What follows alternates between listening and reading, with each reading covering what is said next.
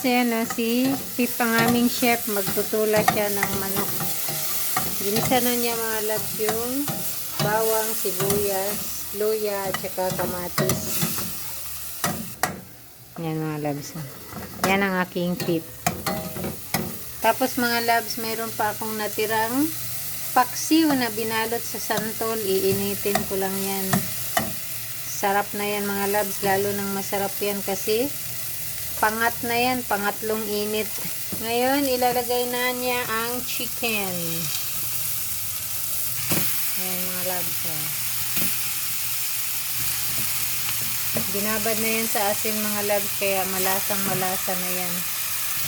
Mikos-mikos para ma-brown bago lagyan ng tubig. Yan mga labs, nilagay na ang mahiwagang tanglad.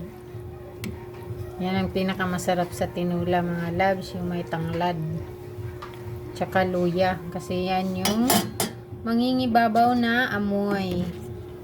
Yan o. Puro yan ano mga labs, mga magagandang klaseng manok. Ayan. Diba? Lagyan ng asin.